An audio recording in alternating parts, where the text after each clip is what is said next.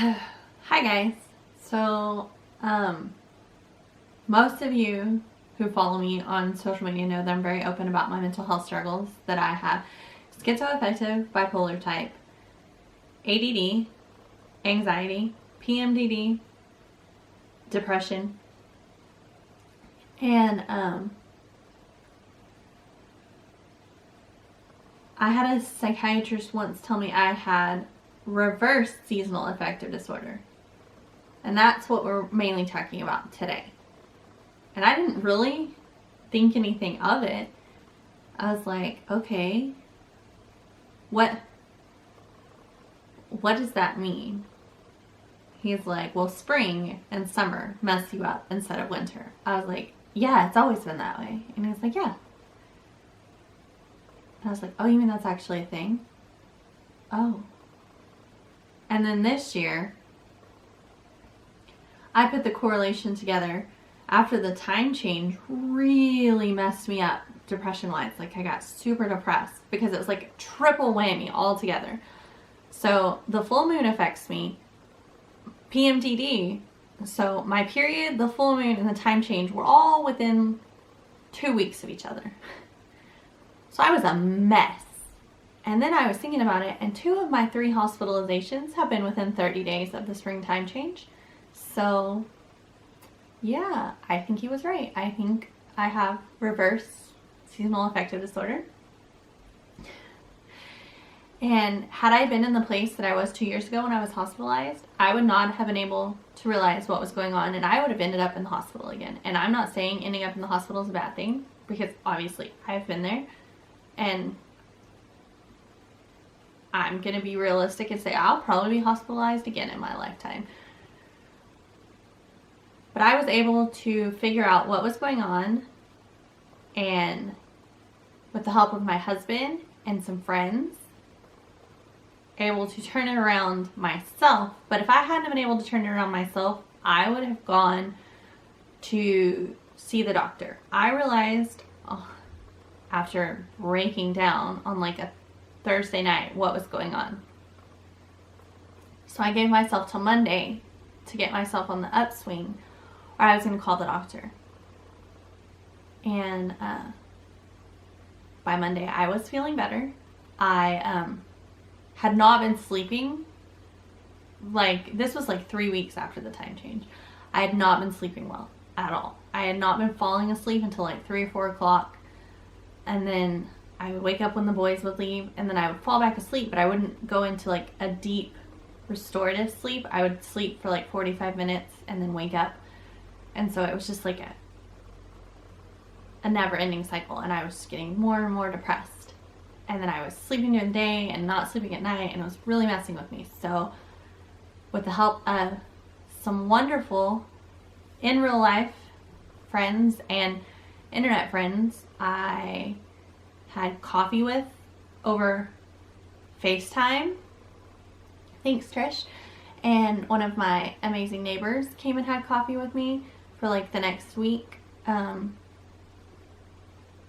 Even past the things going on, and we got everything reset, and I was sleeping normal to make sure I didn't fall back into the habit of going back to sleep in the morning. Friends FaceTimed with me in the morning and had coffee with me and talked with me. And so what I'm trying to say is check in on your friends if they seem to withdraw at the time changes, because they probably have something going on. I was talking to some of my neighbors and friends who don't struggle with the mental health things that I do, and they were still talking about how this time change really messed with them too. And I'm like, oh, okay.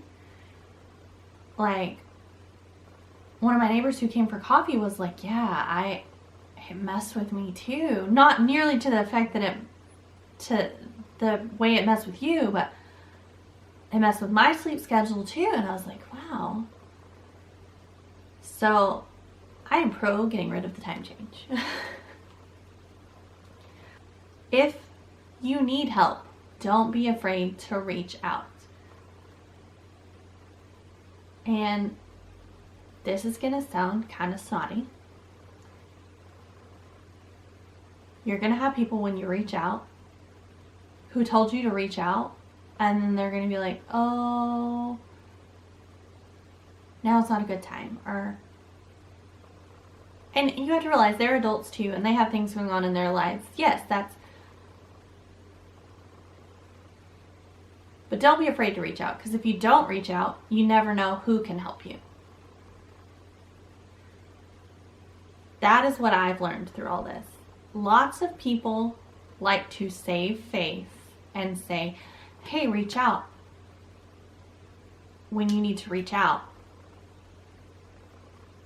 And I don't know if they don't mean it or if they don't realize the power those words have.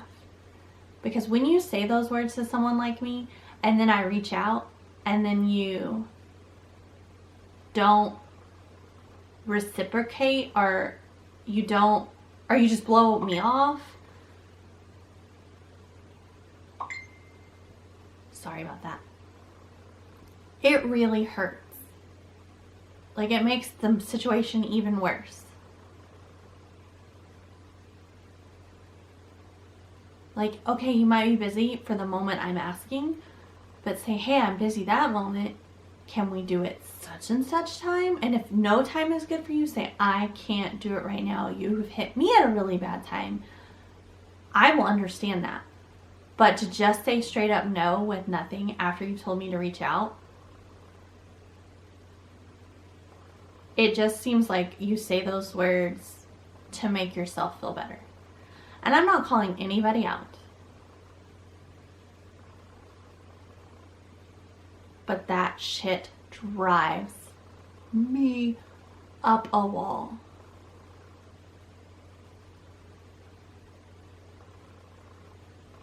I mean,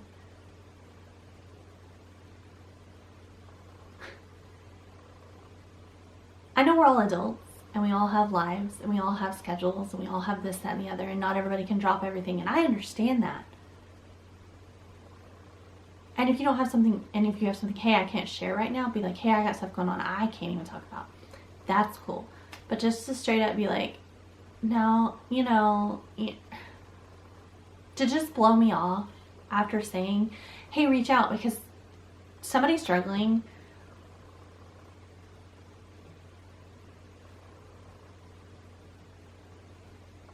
And you tell them to reach out, and they actually reach out, that takes a lot of strength. Like, so much strength to reach out. Because we already feel like we're a burden. We feel like we're a burden to ourselves, and to our spouse, and to our kids, and to our friends. Even when we're well, we feel like we're a burden. Or at least I do. I don't speak for everybody, I'm sorry. But I feel like I'm a burden. I feel like I'm a burden to my spouse, and to my kids, and to my friends, because I'm not neurotypical. I'm weird. I have anxiety that manifests differently than everybody else's anxiety. Like, when I see a problem that could come up, I ask that question even though it's not yet a problem, and it might not even be a problem, and it makes other people, why are you asking that question? If I don't ask that question, I will literally obsess about it to the point I have a panic attack. So I have to ask that question. And yes, it's annoying. And it makes people think, why are you worrying about things that aren't even your problems? But that's how my brain works.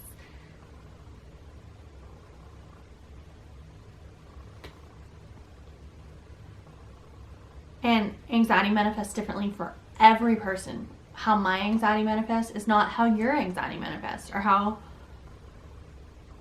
John Doe's anxiety is going to manifest. My panic attacks typically look like an angry person throwing a fit. But if I'm really, really angry, most of the time it's probably anxiety. There's very few times that I'm truly angry, that it's not anxiety manifesting as anger. So I guess this whole ramble is, know that your words have power. So when you offer a friend support, don't say those things unless you mean it. And if they come at a bad time, tell them it's a bad time. Don't just blow them off. And if another time would work better for you, give them that alternative. Give them something to look forward to. Hell, for me, just having something to look forward to is something that helps. I will tell you, I'm in a different place than I was even 2 years ago. I have a lot less stress in my life. I have a lot less mental health anguish. I'm on a cocktail that works well for me. Even though my psychiatrist is like, it doesn't work for most people. Well, it works for me.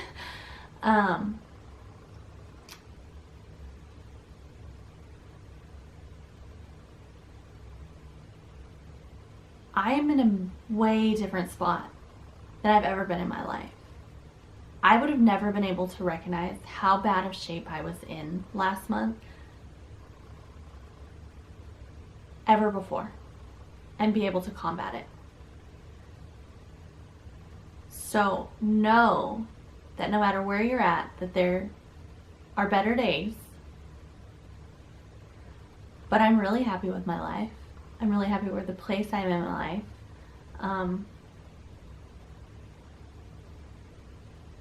I'm starting therapy again next week. I'm hoping that this therapist is a better fit than the last therapist I tried in Texas. I really got spoiled with that therapist in Colorado, guys. She was so good. And this is going to be my second time since therapy since my mom passed away. The first therapist was not a good fit. We won't go into why. But even Casey was like, red flags, red flags. No, no, no.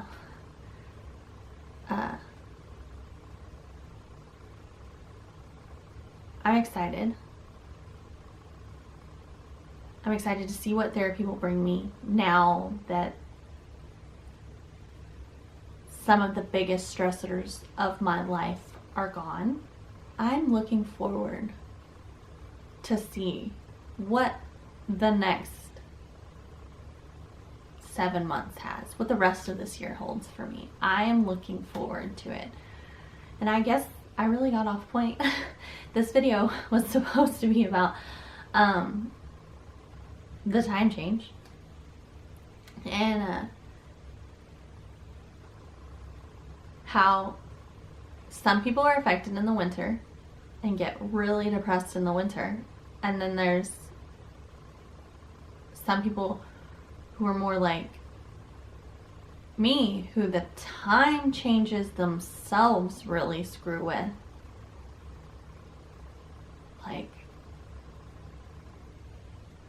Like the time changes screw with me.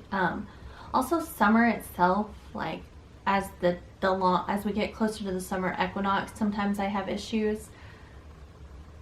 Spring, summer is really hard on me. So if you have friends who are presenting like seasonal affective disorder symptoms in the spring and summer, very much know that it could be, I don't know if this is the correct term, that's just what the psychiatrists use, reverse seasonal affective disorder, like where the opposite affects them, which totally makes sense that it could be. But check on your friends, be there for your friends. Mental health matters. Talk about it. There doesn't need to be a stigma about it. I'm not ashamed of mine, even though it makes some people in my life uncomfortable that I talk about it. I am not ashamed. I have mental health issues. I live with them. I am proud of who I am. I have overcome a lot, and I will still overcome. Thanks for watching. Pretty up from the minute that I met